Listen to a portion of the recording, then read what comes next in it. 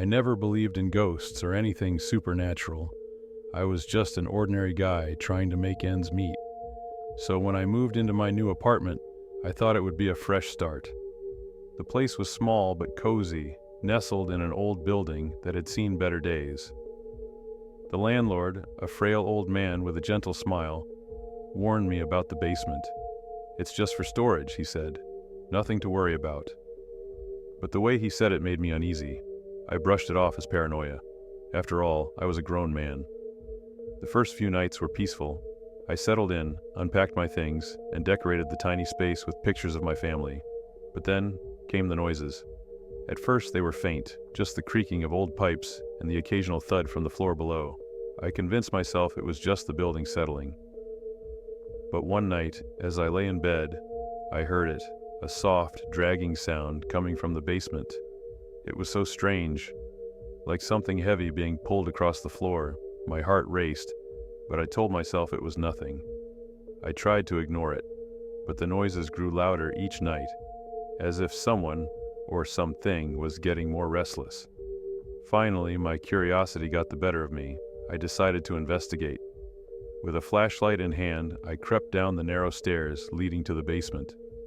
The air was damp and musty, thick with the smell of mildew.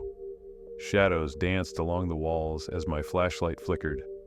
I could feel the unease creeping into my bones, but I pressed on, determined to find the source of the noise. As I reached the bottom, I noticed the space was cluttered with old furniture, boxes, and forgotten items covered in dust. My flashlight beam caught a glimpse of something moving in the corner. My heart raced and I felt a chill run down my spine. It was just a rat, I told myself, but deep down, I knew it felt wrong. I continued to explore, shining my light on the forgotten objects. There were old photographs, furniture from a different era, and broken toys. But then I noticed a door at the far end of the basement, slightly ajar. It hadn't been there before. My heart pounded as I approached it, feeling the air grow colder. I pushed the door open, revealing a small room. Inside, the walls were bare, except for dark stains that looked like they could be blood. The floor was littered with scraps of paper, some scrawled with incoherent writing. My instincts screamed at me to leave, but I couldn't turn back now. Suddenly, I heard a whisper behind me. I spun around, but there was no one there. Just the shadows closing in, thick and suffocating. I felt a presence, an oppressive weight that made it hard to breathe.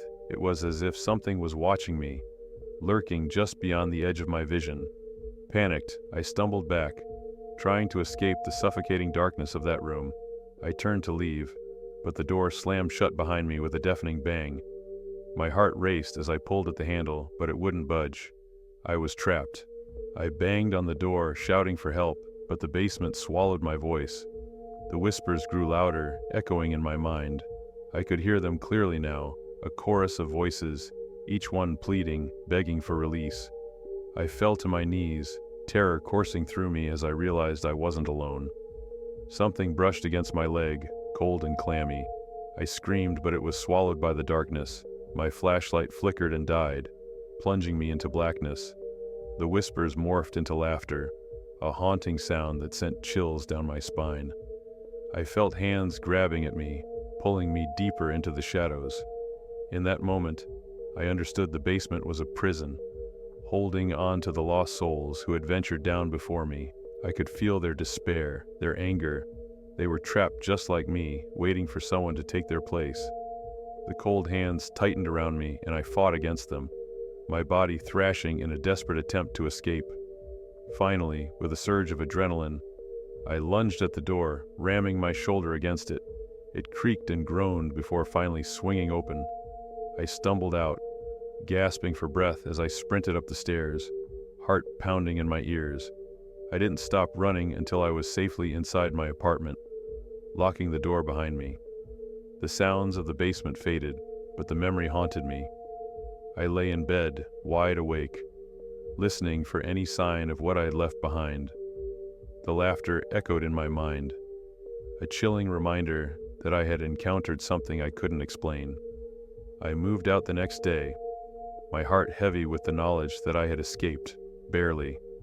I never saw the old landlord again, and I never dared to return. The basement remained a dark, forgotten place, filled with whispers and shadows, a silent testament to the souls trapped within its grasp. And sometimes, late at night, when the wind howls just right, I swear I can still hear their laughter, calling me back to that basement, reminding me that some places are best left undisturbed.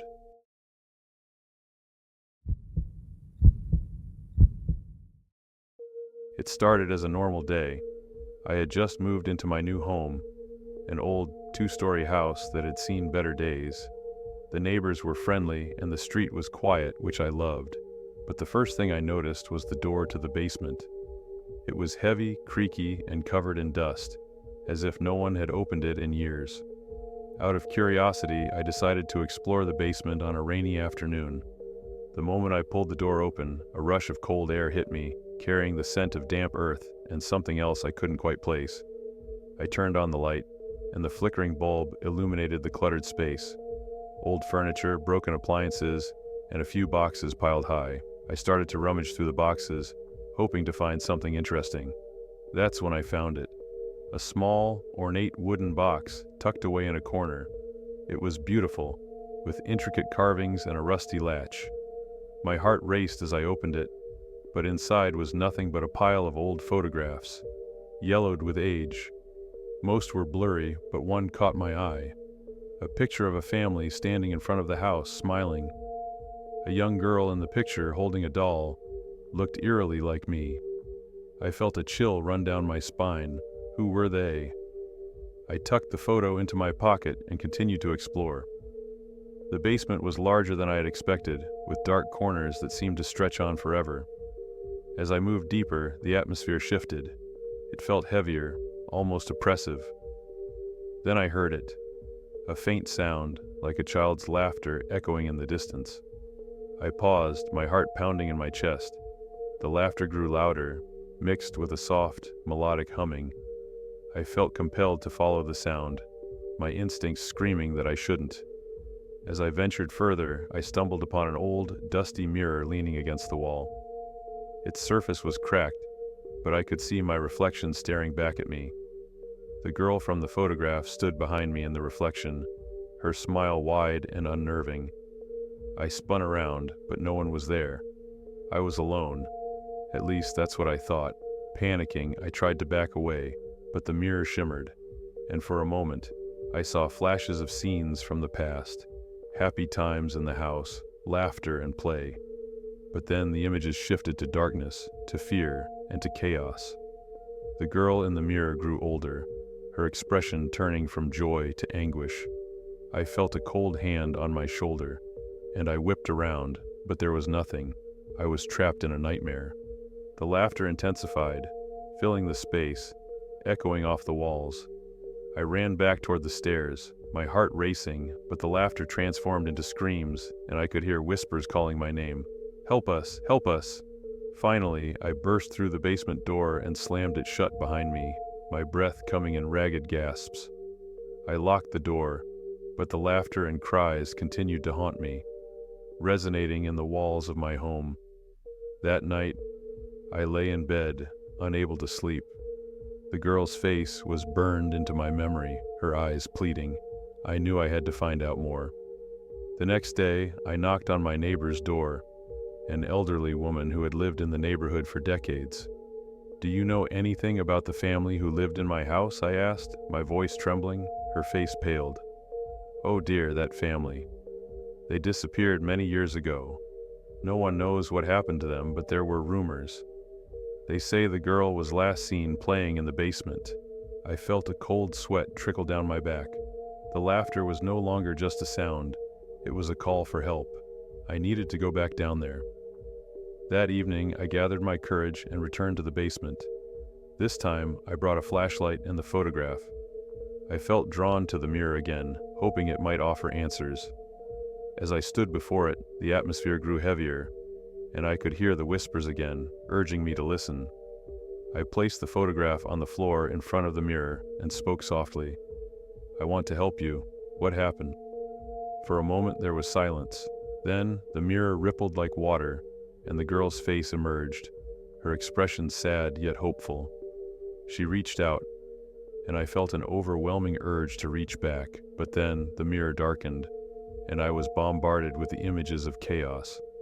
Shadows screaming, and a dark figure looming over the family. Suddenly the laughter turned into shrieks of terror. The mirror cracked, and I staggered back, realizing the horror of what I had uncovered. The family had not just vanished. They had been taken, trapped in the darkness of the basement, and now their souls were caught between worlds, crying for someone to break the cycle. Panicking, I rushed to leave, but the door wouldn't budge. I was trapped again. The whispers became frantic, pleading for me to stay, to help them. I felt the cold hand of the girl grasp my wrist, pulling me toward the mirror. I fought against her grip, yelling, "No!"